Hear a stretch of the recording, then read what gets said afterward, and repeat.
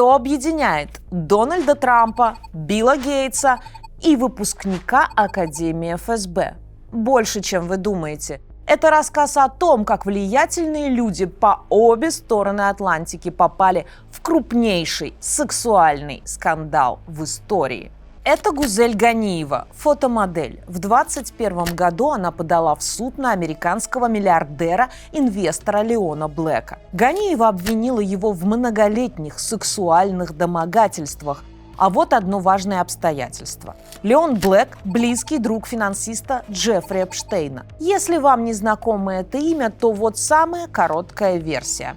Джеффри Эпштейн был одним из самых успешных и влиятельных финансистов в Америке. Вокруг него крутилось много денег, а поэтому и много людей. Одновременно с бизнес-империей он построил еще и секс-империю, в которую вовлекал молодых, часто несовершеннолетних девушек. Его пытались посадить еще в 2008 году, но срок в 1,5 года миллиардер провел, по сути, на свободе. В тюрьме ему нужно было только ночевать. Да, тогда тоже все удивились. А так можно было? По-настоящему посадить его удалось только в 2019 году. Но до суда он не дожил. Эпштейна нашли мертвым в камере предварительного заключения. И не все верят, что он покончил с собой сам. Но вернемся к Гузель Ганиевой. Среди прочего, она обвинила Леона Блэка в том, что однажды он привез ее во Флориду, в тот самый дом Джеффри Эпштейна, где он творил все свои ужасы. И там, как утверждает Ганиева, ее домогался сам Эпштейн, но она смогла дать отпор. И Эпштейн этого, судя по всему, не забыл. Как выяснил Центр Досье, в 2015 году Эпштейн начал наводить справки о Ганиевой и для этого обратился к своему знакомому из России Сергею Белякову, выпускнику Академии ФСБ и чиновнику, который годом ранее со скандалом потерял пост замминистра экономического развития. В письме Эпштейн просил об одолжении. Он рассказал, что некая Гузель Ганиева из Москвы пытается шантажировать группу влиятельных американских бизнесменов. В общем, непорядок. Заодно Эпштейн упомянул, что Ганиева только что прилетела в Нью-Йорк и остановилась в отеле Four Seasons. На что именно намекал Джеффри Эпштейн, точно не ясно. Письмо заканчивалось вопросом: что может предложить ему Беляков в этой ситуации? Давайте же посмотрим внимательнее, кто вообще такой Сергей Беляков. Он никогда не был чиновником с громким именем. Шутка ли, но он полный тезка и однофамилец известного персонажа из нашей Раши. Попробуйте погуглить, вы даже не сразу его найдете. Но из Академии ФСБ простые люди не выходят. Посмотрим на официальную биографию Белякова. Закончив школу, он поступил в Московский институт радиотехники, электроники и автоматики, завалил первую же сессию и отправился в армию. Прослужил 2 года и попал в Академию ФСБ, где 5 лет учился на юриста, потом еще год служил в пограничных войсках, а потом раз и вдруг, не имея никакого опыта, кроме службы в армии ФСБ, стал советником генеральной дирекции Международного фонда «Реформа», который в начале нулевых годов занимался, на минуточку, экономическими реформами в России и был близок к правительству. Интересно, что им мог посоветовать вчерашний пограничник? У стремительной карьеры молодого чекиста Белякова может быть очень простое объяснение. ФСБ постоянно отправляет своих сотрудников в самые разные ведомства и организации, чтобы следили за порядком и докладывали, куда следует. Для этого могут даже придумать какую-нибудь должность за названием которой не всегда понятно, чем вообще человек занимается. А в самой Федеральной службе безопасности для таких людей есть целый аппарат прикомандированных сотрудников.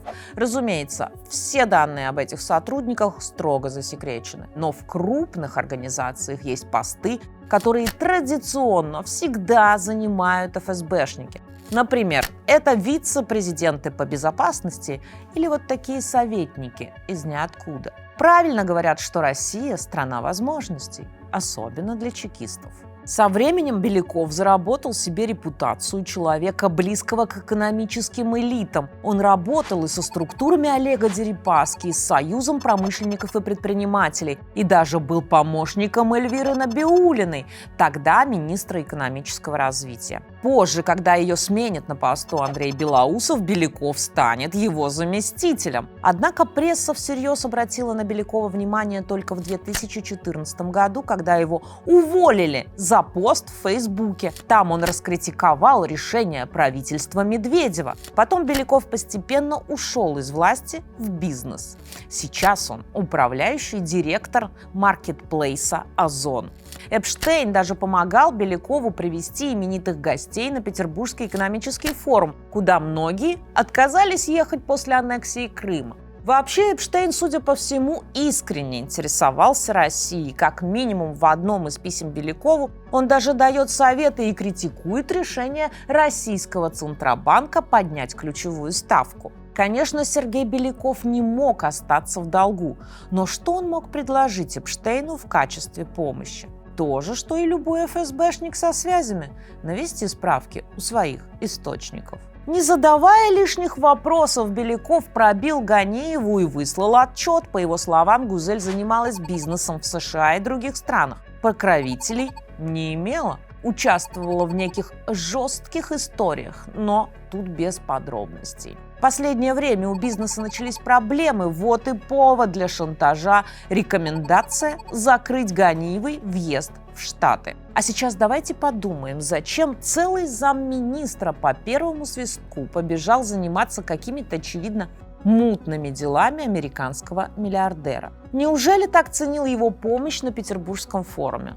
Едва ли.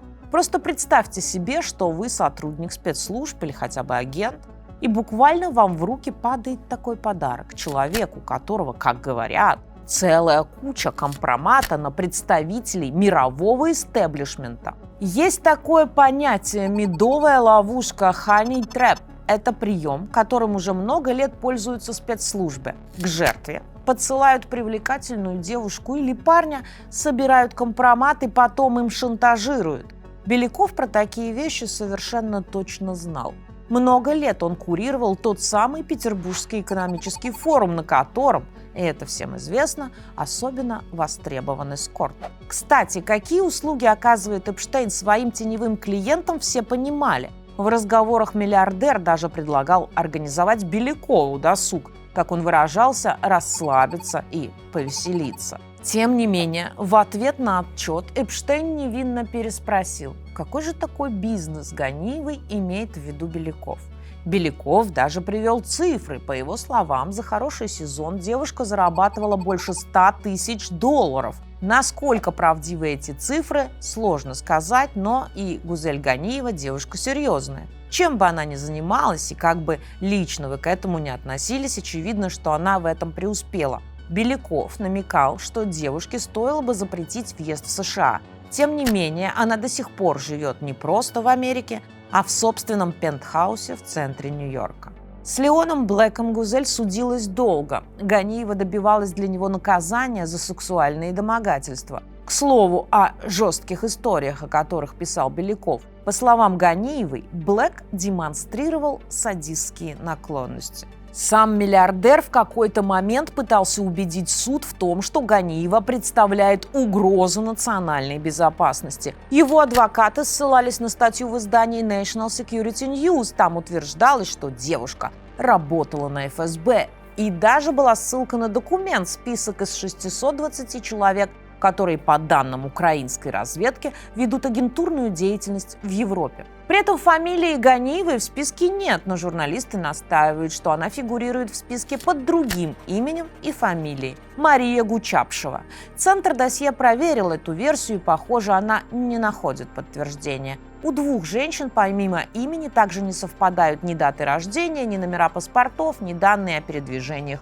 Ну и, наконец, просто взгляните на их фотографии. Это два разных человека. Несмотря на то, что последний суд в 2023 году Гузель проиграла, карьера Блэка потерпела крах. И даже не столько усилиями российской модели, сколько по совокупности заслуг. О его тесной дружбе с Эпштейном знали все, и это разрушило его репутацию. Дело Джеффри Эпштейна не просто так стало историческим. Из-за связи с ним уже давно начались проблемы сразу у нескольких публичных и очень влиятельных людей. Рикошетом отлетело даже до Букингемского дворца. Брат короля Карла III, принц Эндрю, отказался от исполнения обязанностей члена королевской семьи. Он много лет судился с одной из жертв Эпштейна, которая обвинила принца в сексуальном насилии. Об этом, кстати, подробно рассказано в документалке на Netflix. Кто-то пытается судиться, кто-то оправдаться, мол, с Эпштейном общались абсолютно все.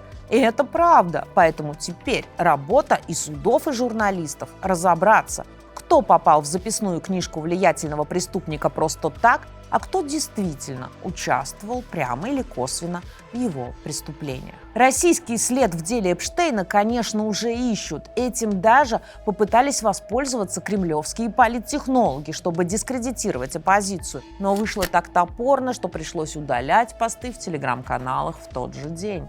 Мы полагаем, что небольшая услуга от российского не то чиновника, не то чекиста Белякова – это только вершина айсберга. Если Сергей Юрьевич и поучаствовал в преследовании жертвы Эпштейна, то его усилия едва ли на что-то реально повлияли. Но зная беспринципность российских властей, не исключено, что среди контактов Эпштейна найдутся и другие, более влиятельные россияне. Ставьте лайк и подписывайтесь, чтобы не пропустить.